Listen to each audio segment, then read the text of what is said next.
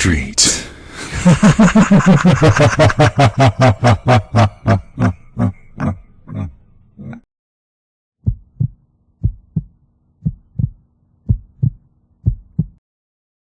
Every night, you sit there in the comfort and safety of your home, but you have no idea what is going on outside in the darkness. Not far from your home, there is a dark and lonely place.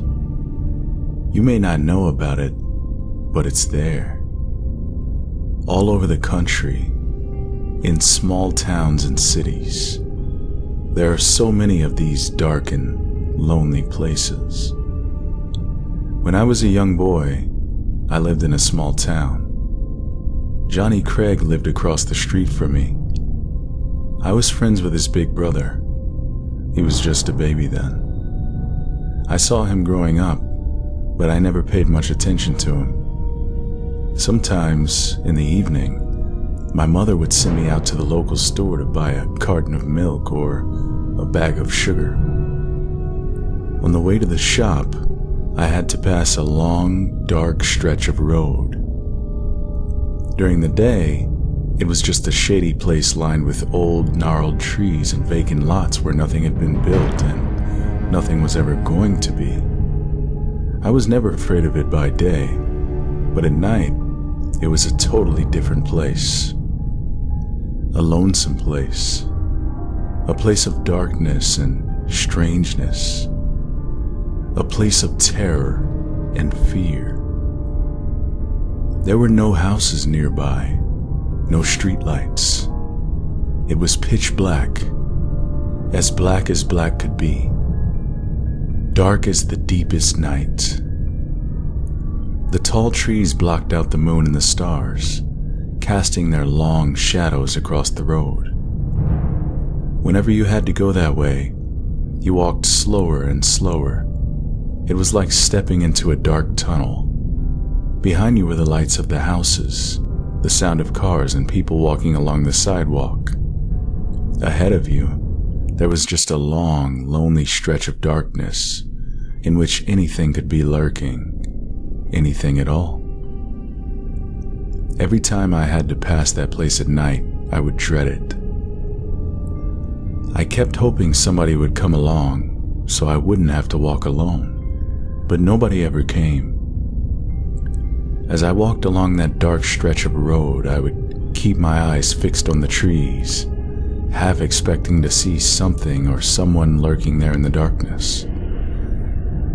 Perhaps it was the boogeyman. My mother had often told me about the boogeyman and how he waited in dark places for boys and girls who strayed from the path. Perhaps it was a child predator. My mother had also warned me about evil men who tried to lure children with the promise of candy and puppy dogs. Perhaps it was something else, something worse. Out of the corner of my eye, I would catch glimpses of misshapen figures crouching there in the pitch black, waiting for the moment when they could burst forth and pounce on me. Then, in that silent and isolated area, they would begin tearing me apart and doing unspeakable things to me, and no one would ever see or hear from me again. I'm not sure what I expected to see lurking in that lonely place at night. My imagination always got the better of me. In my mind, it was a hideous creature, somewhere between animal and man. It had long, spindly limbs and huge, sharp claws. It had wet, slimy skin and eyes that burned like fire. I imagined it hiding in the branches of those old trees, dropping down without a sound and stalking the unwary boys and girls who were unlucky enough to pass along the dark and lonely road at night. One night, it almost got me. I was walking down the lonely road and all of a sudden there wasn't any light up ahead. That's when I knew it was coming. I could just feel it waiting there in the darkness. I started running, desperate to get away, but I could feel it behind me. It was gaining on me. I could feel its breath on the back of my neck. I ran I ran as fast as I could. I ran until I thought my heart would burst. It almost had me in its clutches, but I managed to get away. When I got back to the safety of my house, I looked at myself in the mirror, and there was a long, jagged rip in the back of my shirt, as if a sharp claw had tried to grab me and just missed me by an inch. That scared me real bad, and afterwards I hated going down that lonely road more than ever. Some night I won't come back, I warned my mother. She just laughed and told me not to be silly. There's something out there in the dark, I told her. There's nothing there in the dark that isn't there in the light, she assured me. What do adults know about the world? Grown-ups think they know everything. They place the trust in what they read, but they only read what's reported in newspapers and on TV. They drive around in their cars and never have to walk anywhere at night. They don't know what goes on out there in the dark, in the wretched, lonely places where no light ever shines, and darkness hangs like a cloud on the ground, and no bird ever sings. I knew they wouldn't believe me. There was nothing I could say to convince them that something or someone lived down there, among the trees, on that dark and lonely stretch of road. As I grew older, I gradually forgot about that lonely road. I got taller, I went to high school, I started playing football, I learned to drive, and I even started dating girls. The years passed by, and somehow I forgot about the thing that lurked there in the darkness. The memory of it still remained in a distant corner of my mind, but it was a memory locked away in childhood. The years passed by, but I never thought about the other kids who had to walk down that dark and lonely road at night. 3 days ago, Johnny Craig went missing. He lived across the street from me. I was friends with his big brother. He was just a baby then. I saw him growing up, but I never paid much attention to him. Not until he went missing. They found him in the trees on that dark and lonely stretch of road. His body was torn and ripped and crushed, almost beyond recognition. The police said he had been mauled by some kind of animal. But the moment I heard it, I knew what happened.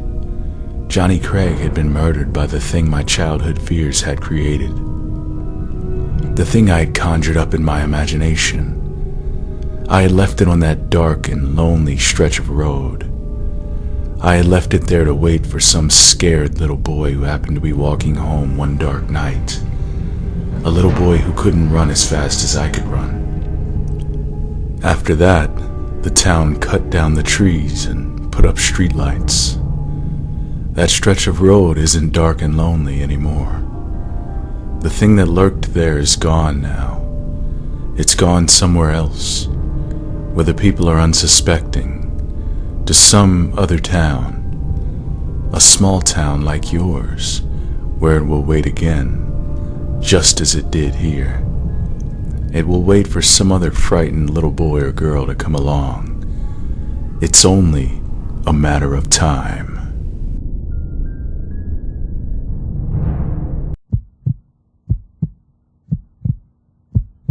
Last summer, it was very hot, and every night I had to sleep with the window open. Usually I sleep soundly, but one night in particular, I couldn't get to sleep. I kept tossing and turning. I could hear the sound of birds singing, and it was keeping me awake. There was a large tree outside my window, and that's where the sound was coming from. Eventually, I realized there was no way I could fall asleep with the noise, so I leaned out the window and shouted, "Come on, shut up! Shoo! Shoo! Go away!" I listened for the flapping of wings, but there was nothing. "Go on! Shoo!" I shouted. Then it dawned on me. It was after 2 a.m. What birds could be singing at that time? They should all be asleep by now. I peered into the darkness. I wish I hadn't. In the swaying branches of the tree, I could make out 2 dark silhouettes. They looked almost human. The figures were perched on a branch of the tree, directly across from my window. I felt sick. The air was thick and I felt like I couldn't breathe. Hastily, I shut the window, and as I did, I could hear soft laughter coming from the tree. Needless to say, I didn't get any sleep that night. I went around the apartment, making sure every window was closed and every door was securely locked. Now, I'm afraid to leave my windows open ever again.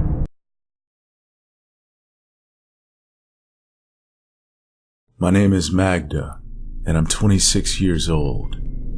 I work in an office in the city. On weekends, I used to love to get away from all the hustle and bustle and take a trip to the countryside. Luckily, I have a cottage in a small village, which is located right at the edge of the forest. How I used to love to get out of the city and spend the weekend in my little cottage. Why did I stop? Well, I'll tell you. After a hard week at work, I needed a rest, so I decided to get out of town. I went home, packed my bags, threw them in the trunk, and drove off. When I arrived to the village, it was late in the evening, and I was tired from the long drive. I went straight to bed and fell asleep quickly. In the middle of the night, I was awakened by the sound of my car alarm going off. I looked out the window, but there was nobody in sight. I found my car keys, pressed the button, and shut off the alarm. When the awful noise stopped, I lay down again and tried to fall back asleep. All of a sudden, the alarm went off again. I didn't feel like getting up, so I just grabbed my keys and pressed the button again. Everything was peaceful and quiet. 5 minutes later, the alarm went off a third time. Once or twice could have been an accident, but now I was wondering what was going on. Could someone be playing tricks on me in the middle of the night? I got up again and pressed the button to turn off the alarm, but this time, I didn't lay down. I stood at the curtains and watched. After a few minutes, I saw something by the light of the moon. A shadow emerged from the bushes and slowly approached the car. I could just about make out the shape. It was something tall, skinny, and black. The figure reached out with its long, thin arms and knocked on the car. The alarm went off again, and quick as a flash, the dark creature retreated back into the bushes. At that moment, I realized what was going on and began shaking with fear. I turned off the alarm and continued to watch. The thing emerged from the bushes again and slid silently over to the gate. It put its hand through them and removed the partition holding the gates closed. I was paralyzed with fear and I couldn't move. My mind was overcome by panicked thoughts. What was it? What did it want from me? What was it doing? Would it ever go away? A shiver ran through my body from my head down to my toes. My mouth was dry and my heart beating fast. I was so tense, I was gritting my teeth and clenching my fists. I got control of myself and ran down the stairs as fast as my legs could carry me to the ground floor. I wanted to look for something I could use to protect myself. However, just as I was about to switch on the lights, I suddenly froze in my tracks. The dark figure was at the window. It was pressed up against the glass, staring in, looking to see whether or not there was someone home. I immediately ducked down behind the sofa and peered out. That's when I realized what all those tricks with the car were for. It was trying to lure its victim outside. I could not take my eyes off its hideous face. Its skin was the color of ash and covered with wrinkles. Its eyes were small, beady, and completely black. Instead of a nose, there were 2 ragged holes. It didn't have any lips, just 2 rows of sharp yellow teeth. Its breathing was so heavy and hoarse that it was misting up the window. I just knew it wasn't going to go away. After standing at the window for a few moments, I heard a rustling noise as it came to the front door. I watched as it tried to push its fingers through the gap under the door. The handle began to twitch wildly up and down, and then the creature emitted a chilling sound. It was not like a human voice. It was a deep, beastly growl, like an angry dog chewing on a bone.